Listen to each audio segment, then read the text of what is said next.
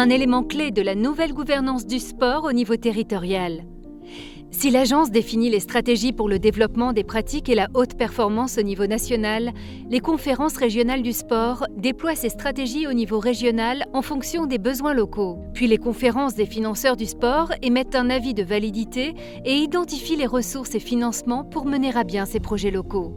En bref, c'est plus d'autonomie, plus de responsabilité et plus d'efficacité des politiques sportives au niveau des territoires. Et concrètement, comment ça fonctionne ? Sous l'impulsion de l'Agence nationale du sport et en collaboration avec les délégués territoriaux, qui sont les préfets de région, les conférences régionales du sport sont lancées dans chaque région de l'Hexagone, c'est-à-dire en métropole et dans les territoires d'outre-mer. Comme à l'Agence nationale du sport, les conférences régionales du sport sont constituées d'acteurs de l'État, les collectivités territoriales, le mouvement sportif et le monde économique. Les conférences régionales du sport auront pour objectif d'aboutir sur un projet sportif territorial en adéquation avec les spécificités du territoire. Le PST est le document stratégique de référence pour les acteurs du sport sur le territoire. Il a une durée maximale de 5 ans. Il comprend un bilan de l'offre sportive existante, un programme à suivre pour atteindre les objectifs fixés, les modalités de l'évaluation de performance du programme.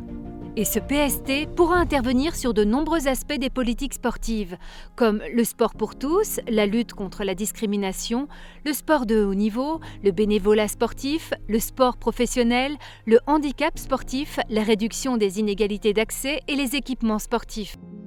Prenons exemple sur la construction d'une nouvelle infrastructure comme une piscine municipale. La validation des PST donne lieu à la mise en place des conférences des financeurs du sport qui déterminent les actions et les moyens à mettre en œuvre dans la limite des budgets annuellement alloués.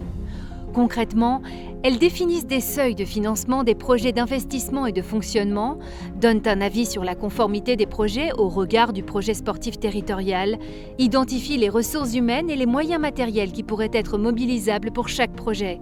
De quoi ravir les amateurs de natation, prévenir et lutter contre les noyades. Pour suivre toute l'actualité de l'Agence nationale du sport, rendez-vous sur nos réseaux.